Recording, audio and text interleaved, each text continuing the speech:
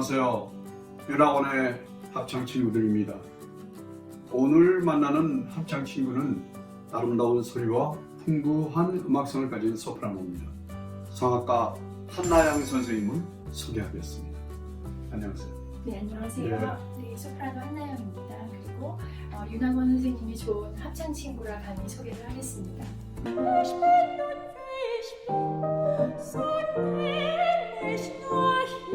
너는 내 가슴에 영원토록 기억되리라.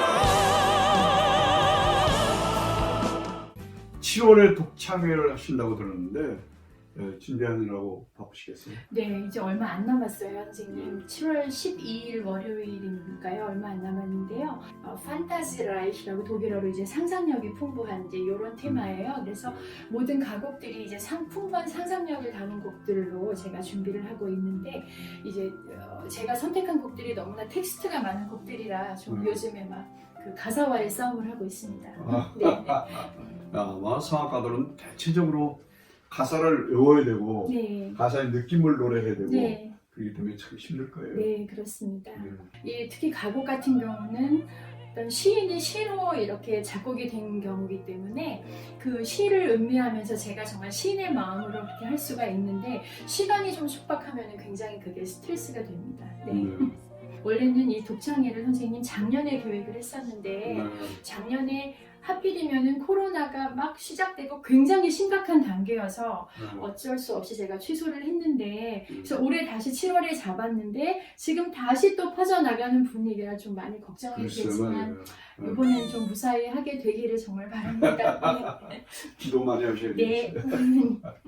한나영 선생님 독창회 프로그램을 보면은 러시아 가곡을 부르시더라고요. 네. Расскажи мне, нянюшка, расскажи мне, милая, про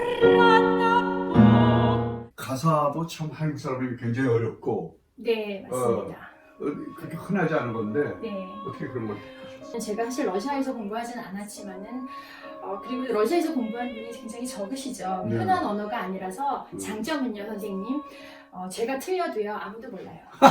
그래서 제가 오히려 잘 선택할 수가 있고요. 그건 그냥 농담이고요. 네. 그런데 이번에는 림스키-코르샤코프가 작곡한 가곡들을 제가 선곡을 했어요. 근데 그중 한 곡의 제목이 한여름밤의 꿈이에요. 근데 제가 이 곡은 아마 제 생각에 한국에서 아직 한 번도 안 불려진 곡 같아요. 네. 뭐 라흐마니노프나 차이코프스키 같은 경우는 제가 대학원 때부터 쭉 불러왔는데 저도 처음 하는 도전입니다. 네, 한나영 선생님께서는 이화여대를 졸업하시고 독일 드레스덴 국립음대에서 최고 연주자 과정을 졸업하셨는데 독일에서 16년 동안 계셨다고 들었어요? 네. 아유, 오래 계셨네요. 네, 선생님. 제가 독일에서 16년을 있다가 이제 40대 중반에 한국에 귀국을 하게 됐는데요. 이제 그 이야기를 하자면 조금 앞으로 더 거슬러 올라가야 해요. 제가 한국에서 대학원을 졸업하고 저는 사실 혼자 미국에 가서 공부해야지 하는 계획이 있었는데 그때 남편을 만나게 됐어요. 한국에서? 네, 한국에서 남편을 만났는데 이제 남편도 노래하는 사람이라 제가 나라를 바꿔 같이 결혼을 해서 이제 독일로 가게 됐습니다. 그래서 공부를 마치고 독일에서 활동을 시작하고 할 때 제가 아기를 갖게 되어서요. 남편도 그때 또 한창 독일 말고도 다른 외국에서 이제 뭐 피가로라든지 뭐 돈조반니 이런 오페라로 활약을 하게 되어서 남편이 거기서 자리를 잡고 극장 생활을 하고 이렇게 저도 거기서 아이 둘을 낳고 키우고 이러다 보니까 또 이렇게 많이 또 시간이 지나갔고 남편 내조하고 이런 거에 집중을 하다 보니 조금 노래를 많이 쉬게 되었었습니다, 선생님. 네. 그 남편이라는 분이 굉장히 유명한 손혜수 선생이죠? 굉장히 유명한가요, 선생님? 근데 사실 남편이 오페라를 정말 많이 하고 이래도 사실 일반인들에게는 클래식 성악가들은 뭐 조수미 선생님 뭐 요 정도 아닌 바야 참 알아보시지 못하잖아요. 많이 활동을 해도. 그런데 이제 한국에 귀국을 해서 그 팬텀싱어라는 프로그램 때문에 그거를 한 다음부터는 동네 삼겹살집에 가도 알아보시더라고요. 사람들이. 네, 그만큼 저는 TV의 위력을 굉장히 예. 실감을 했습니다. 네, 그렇습니다. 네. 네. 앨범을 이번에 준비하셨는데 네. 어떤 앨범인지 여러분께 소개해드리고 싶어요. 네. 네. 네, 선생님. 제가 소원이 네. 성가 앨범을 하나 내고 싶다라는 게 저의 예전부터의 소망이었어요. 제가 이번에 타이틀곡이 여정이라는 곡이에요. 예. 네, 제가 지금까지 그냥 살아온 인생 그런 것들을 생각하면서 이제 쓴 곡인데요. 그 곡을 손경민 선생님이라고 예. 요즘에 굉장히 여러분들이 많이 좋아하시는 작곡가세요. 예. 뭐 예를 들어 은혜, 뭐 주의 은혜라, 네. 또 뭐 감사, 행복 이런 많은 좋은 곡들을 쓰고 계신 분인데 제가 귀국해서 바로 이제 2017년부터 한세대학교에서 강의를 하게 되었어요. 근데 거기서 그 손경민 선생님이 제 수업을 들으셨어요. 그때 인연이 되었어요. 그래서 그때 지금처럼 유명한 작곡가님이 되실 줄 알았으면 제가 정말 학점을 후하게 드렸어야 되는데 그게 좀 후회가 됩니다. 그래서 예, 그때 인연으로 저에게 여정이라는 곡을 주셨어요. 그래서 제가 너무나 감사하게 부르고 앨범을 내게 되었습니다. 아, 네. 그러시군요. 네. 앨범을 네. 어디에서 들을 수가 있나요? 일단 선생님 그게 음반으로 나오고요. 네. 그리고 멜론과 유튜브에 올려질 거예요. 그리고 예. 손경민 선생님 개인 그 유튜브 계정에서도 보실 수 있고요. 저도 곧 그거를 올려드릴 예정입니다. 네. 예, 한나영 선생님이 이번에 만드신 앨범 여정이라는 거 많이 사랑해 주시기 바랍니다. 저와 한나영 선생님과는 처음 어떻게 만나게 됐죠?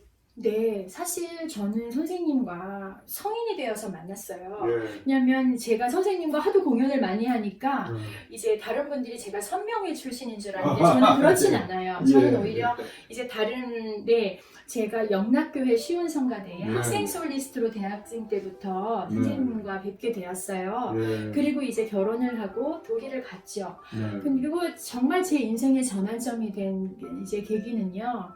독일에서 뭐 공부하고 연주도 했지만 또 16년 만에 돌아온 한국의 세계는 좀 제가 발을 딛기에 너무나 어려운 곳이었어요. 그리고 어떻게 해야 될지도 참 막막했고 이제 막 그런 고민을 하고 있을 때에 귀국한 지가 얼마 안 돼 있을 때 예술의 전당에서요 선생님 그 독일의 굉장히 유명한 합창 지휘자님이신 프리더 베르니우스라는 분이 오셔서 멘델스존의 파울루스라는 곡을 연주하셨어요. 지휘하셨죠. 그때 이제 제 남편이 그때 베이스 솔리스트로 노래를 해서 제가 보러 갔었어요. 근데 이제 인터미션 시간에 어디 저기 멀리서 어떤 부부 같은 분들이 저를 보고 막 손을 흔드시는 거예요. 그래서 제가 누구시지 이러고 갔더니 선생님이신 거예요. 그러니까 선생님이 얼마나 총기가 있으신지 16년 만에 저를 만나시는데도 저를 한눈에 알아보시고 저를 부르신 거예요. 그때 선생님이 저에게 해주신 말씀이 저의 인생에 너무나 큰 전환점과 제가 다시 한국에서 일을 시작하게 된 계기가 됐는데요. 선생님이 한참 얘기를 하시더니 저한테 그러셨어요. 그래서 한국에서 뭘 해먹고 살 건가? 이렇게 하셨어요. 근데 너무나 제가 그 당시 고민하던 그거였어요. 그래서 제가 선생님께 그래서 선생님 정말 그게 고민입니다. 저도 지금 제가 한국에서 노래를 어떻게 시작해야 될지 모르겠어요. 했더니 선생님이 그러셨어요. 작은 일부터 시작해보게. 그래서 나를 한번 찾아오게 이러셨어요. 그래서 선생님 제가 선생님을 찾아뵙죠. 뵈었죠. 그리고 제가 한국에서 처음 노래를 시작한 게 사실은 윤학원 코랄이에요. 제가 10년 동안 그 타지에 있던 이 아줌마를 40대 중반의 아줌마를 누가 믿고 써주시겠어요. 근데 제가 처음 시작한 게 사실 윤학원 코랄이고요.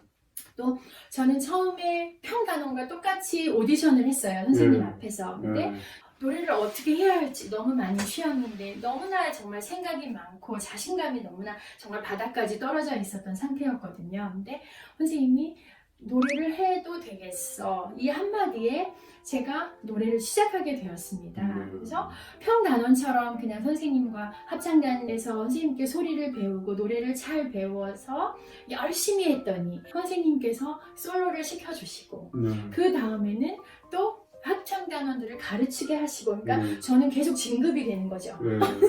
네, 그래서 그때 선생님과의 만남과 또 선생님이 저에게 어떤 용기를 주신 한마디 때문에 제가 이 자리까지 못 왔지 싶습니다. 아이고 옛날에 CTS 세미나 같은 데 네. 발성해 주시고 또 교회음악회도 그렇고 이 소리 만드는데 굉장한 능력이 있으시잖아요. 다 선생님께 배운 거죠. 아, 왜 나한테 배워요? 아니요, 제가 한국에 와서 초반에 선생님께 많이 배우고 사실 그것을 또 제 것으로 많이 만들고 그걸 또 전달해 드리면서 또 많이 공부가 됐던 것 같아요. 네. 선생님과의 사실 초반에는 굉장히 트러블도 많았어요. 왜냐면 선생님이 원하는 그 소프라노 소리는 굉장히 뾰족한 소리를 좋아하시잖아요, 합창에서. 근데 저는 가진 소리가 조금 둥글고 이러기 때문에 선생님이 원하시는 소리에 제가 그 근접하지 못할 때가 참 많았어요. 소리 하나를 그냥 넘어가지 않으세요. 그래서 예를 들어 뭐 크리스테 이런 거 할 때요.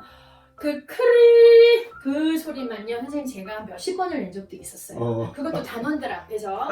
그래서 근데 제가 하다 저의 스스로가 너무나 그 소리가 나지 않아서 제가 선생님 제가 화장실에 가서 잠시 울고 오겠습니다. 제가 그랬어요? 이러고 울고 온 적도 있습니다. 네. 네.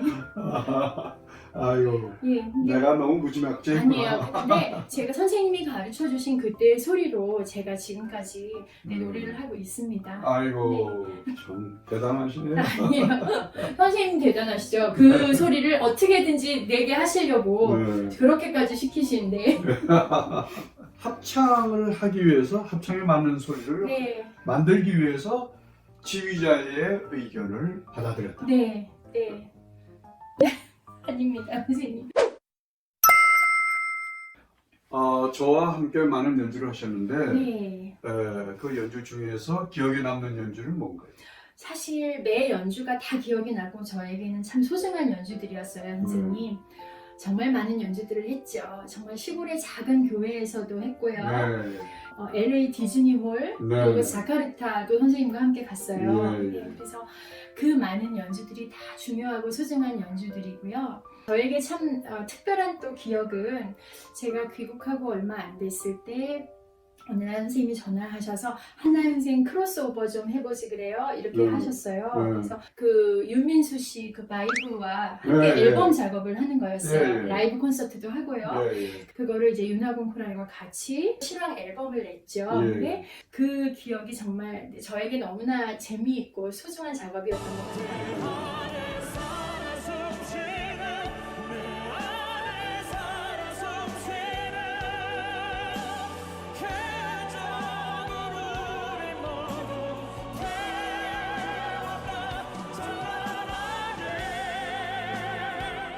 마지막으로 앞으로의 활동 계획에 대해서 말씀을 부탁드립니다.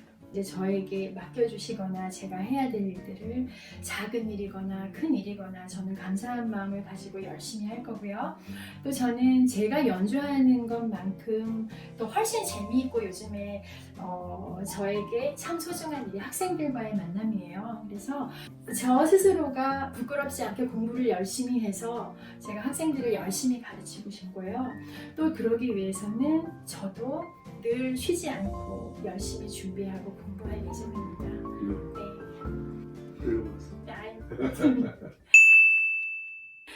네. 예, 오늘 이렇게 나와 주셔서 대단히 고마운데요.